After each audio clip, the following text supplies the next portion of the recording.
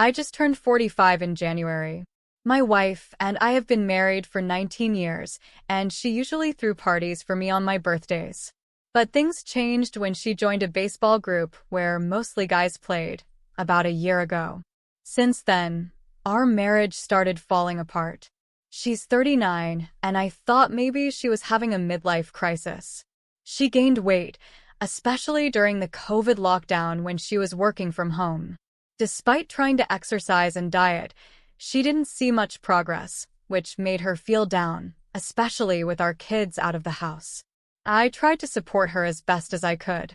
She's always been more outgoing and cares a lot about how she looks, especially because of her job in marketing. When COVID restrictions eased up, she wanted to join active groups. We talked about which group she should join and settled on a baseball group meeting 3 times a week. I wanted to join too, but my work hours didn't allow it. I'm a plumber, and I usually work long hours. My wife thinks I work too much, but I enjoy it. After she joined the baseball group, she seemed to enjoy it. She talked a lot about a guy named Craig, who she said was a good player but a bit too controlling for her liking. She also didn't like that he smoked and sometimes offered weed to others in the group. Despite these flaws, everyone seemed to like him because he was funny and helpful. My wife started smelling like weed when she came home from games. One night, after a game, she smelled strongly of it, and I realized she had been smoking. I confronted her because it bothered me that she was doing something she had always told our kids not to do. She said it was just once and that she didn't inhale much, but I was upset because of her hypocrisy. I started getting suspicious about where my wife was picking up these habits. She kept complaining about this guy from her baseball group, saying he was awful, but then she started using weed herself. Even after she'd take a shower and brush her teeth, I could still smell it on her. I didn't confront her again because I knew she'd just deny it or come up with some excuse. But secretly, I felt a bit relieved because now I had something on her in case she started acting self-righteous again. Thanksgiving was coming up, and our kids were visiting. But my wife was acting strange. She disappeared all day, claiming she was with friends or that her car broke down, and she went to Craig to fix it. I found it odd that she didn't prioritize spending time with family on Thanksgiving. When she finally came home, she said she was sick and went to bed. We ended up having to go to a restaurant for Thanksgiving dinner because she couldn't manage cooking.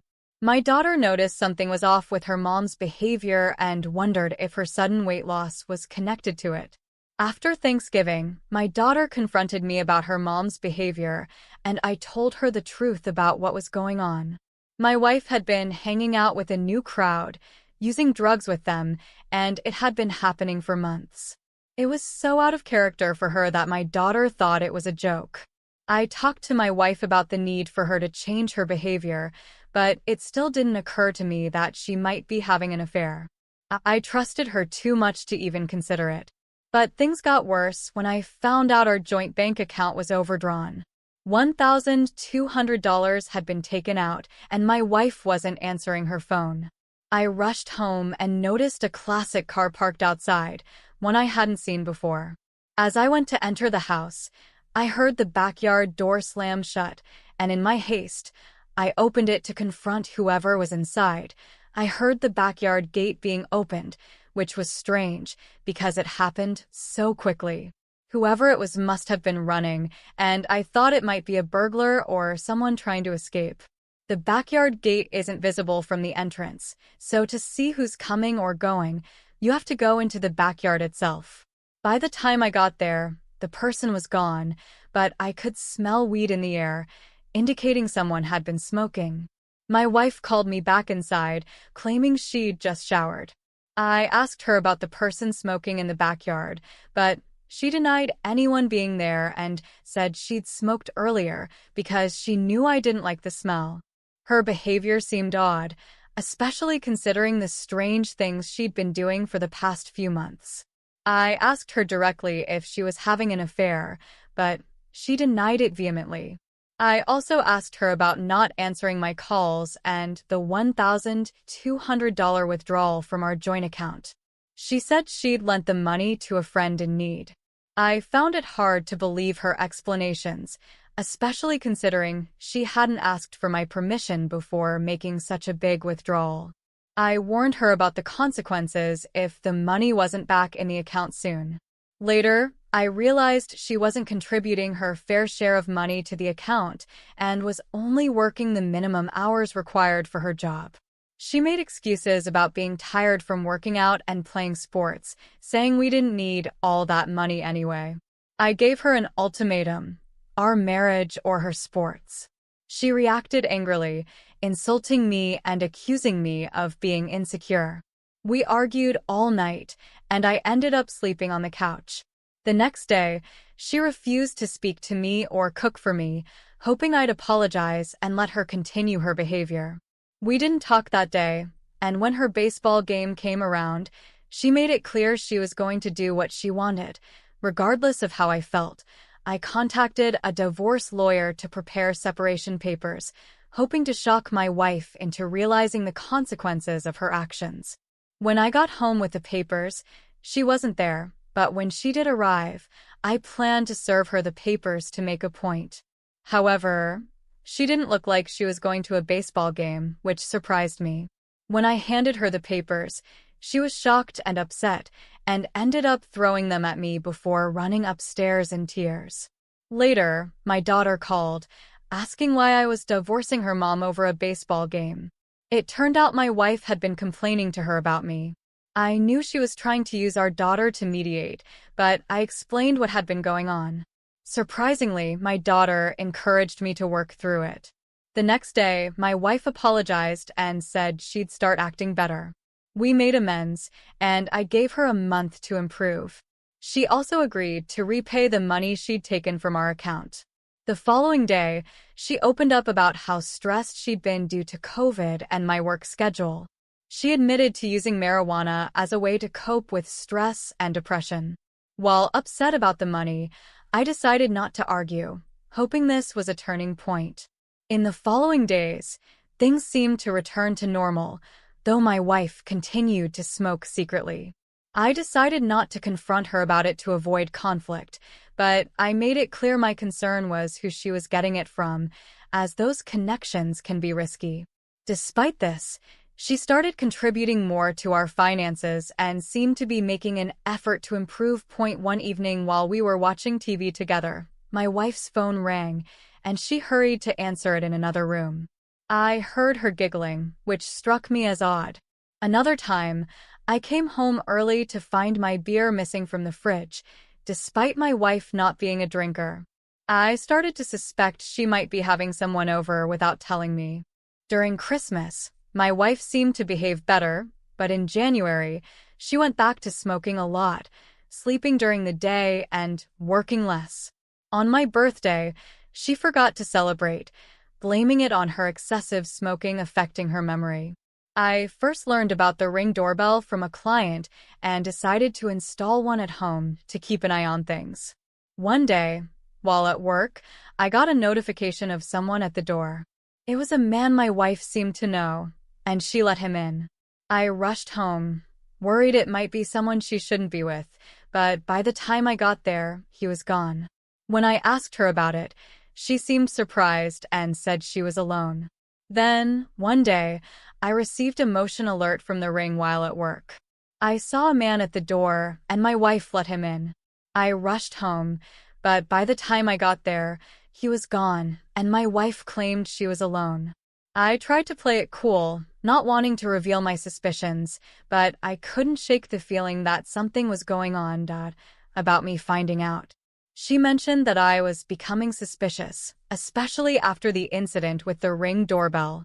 They discussed meeting up at a hotel instead, which made me feel sick to my stomach. I couldn't believe what I was hearing. My wife, who I thought I knew so well, was planning to meet this guy behind my back. I felt betrayed and angry. I confronted her about it that evening when she got home from running errands. I played back the recordings and demanded an explanation. She was shocked and tried to deny it at first, but when she realized I had proof, she broke down in tears. She admitted to having an affair with Craig, claiming it started innocently but escalated over time. She begged for forgiveness, promising to end things with him and work on our marriage. I was devastated. The woman I loved had cheated on me, and our marriage seemed irreparably damaged. But amidst the pain and betrayal, there was a glimmer of hope. My wife seemed genuinely remorseful and willing to change. We decided to seek couples therapy to address our issues and rebuild trust. It's been a long and difficult journey, but we're slowly making progress. Trust is not something that can be easily regained, but we're committed to healing our relationship and moving forward together. Tio track her movements more closely. With the hidden camera in place and the GPS installed, I felt like I was finally gaining some control over the situation. It was a relief to have tangible evidence of her actions, even if it was painful to uncover. As I awaited their return, I tried to prepare myself for whatever I might discover. It was clear that my wife's affair was more than just a fling. It was a complex web of deceit and betrayal that had been woven over months.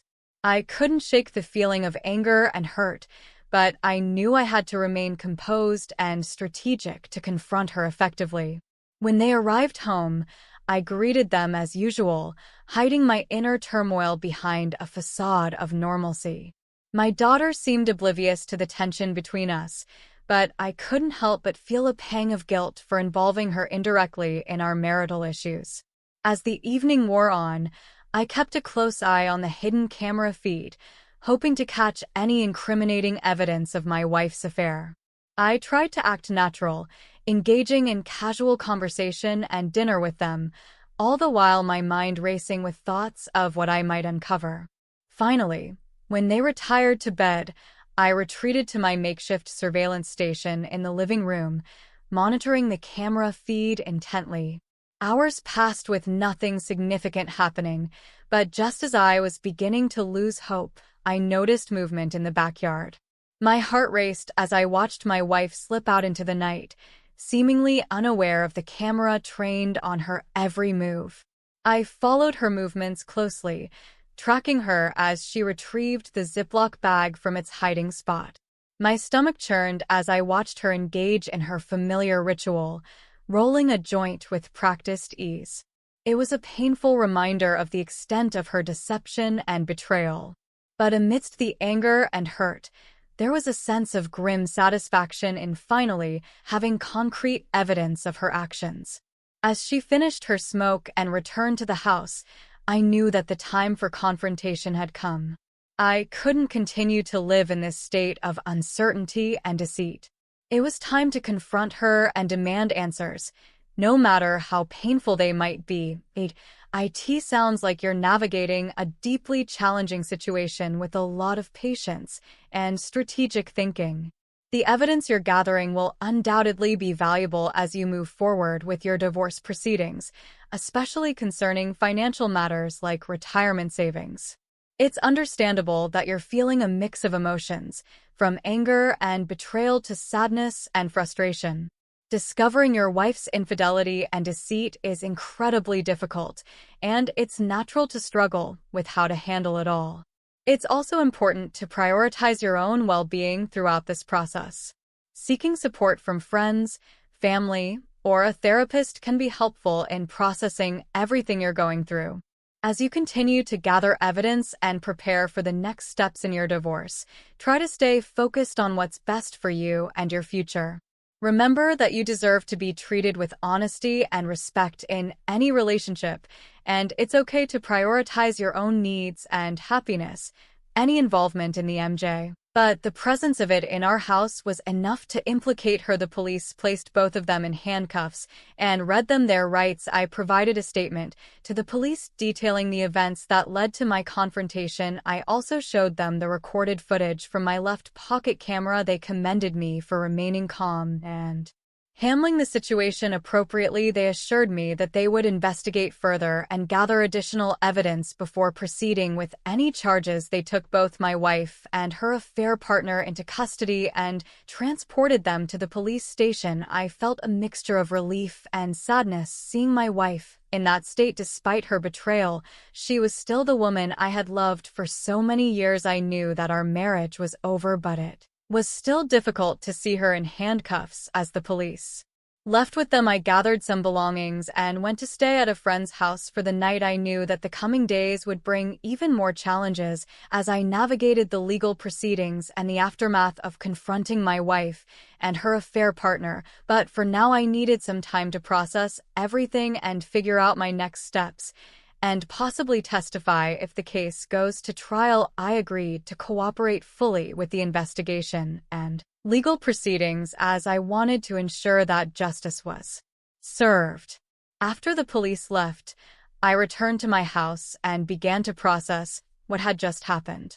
Despite feeling a sense of satisfaction that my wife's affair partner had been arrested, I couldn't shake the deep sadness and betrayal I felt about my marriage falling apart in such a dramatic fashion.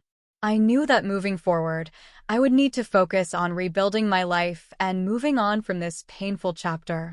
In the days following the confrontation, I met with my divorce lawyer to discuss the next steps. We finalized the divorce paperwork and filed it with the court. Given the circumstances surrounding my wife's infidelity and her involvement with illegal activities, I was hopeful that the judge would rule in my favor regarding the division of assets and custody arrangements. As the legal process unfolded, I focused on rebuilding my life and moving forward. I sought support from friends and family, and I also began therapy to help me process my emotions and cope with the trauma of the betrayal. It wasn't easy, but with time and support, I started to heal and envision a brighter future for myself.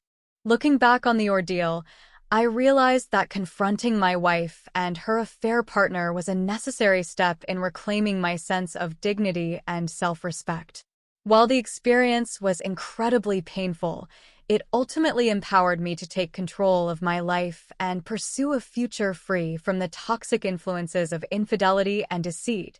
I woke up feeling emotionally drained, but determined to move forward with the next steps.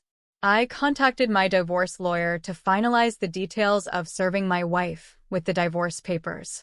We discussed the logistics of the process and made arrangements for the documents to be delivered to her. While waiting for the legal proceedings to unfold, I focused on practical matters, such as packing my belongings and preparing to sell the house. It was a daunting task, but I knew it was necessary for me to start fresh and rebuild my life. Throughout this turbulent time, I found solace in the support of my friends and family. Their unwavering encouragement helped me stay grounded and hopeful for the future. I also continued therapy to process my emotions and gain perspective on the situation. As the days passed, I began to feel a sense of liberation from the toxic relationship I had been trapped in. While the pain of betrayal lingered, I knew that I was taking the necessary steps to reclaim my happiness and independence. Eventually, the divorce was finalized, and I was able to start anew. Although the journey was challenging, I emerged stronger and more resilient than ever before.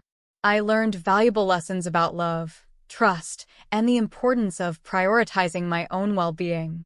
As I moved forward with my life, I vowed to never settle for anything less than the love and respect I deserved. Once the divorce is finalized, I can start a new chapter in my life. I've been reflecting on the lessons learned from this experience and focusing on my own personal growth. While the pain of betrayal still lingers, I'm determined to move forward with strength and resilience. I'm grateful for the support of my friends and family who have stood by me during this challenging time. As for my ex-wife, I've accepted that our relationship has come to an end. While I may never fully understand her motivations, I'm committed to finding closure and moving on. Our children are my top priority, and I'll continue to support them as they navigate their own feelings about the situation. Looking ahead, I'm hopeful for the future and ready to embrace whatever comes my way. I know that I have the strength and resilience to overcome any obstacles and build a fulfilling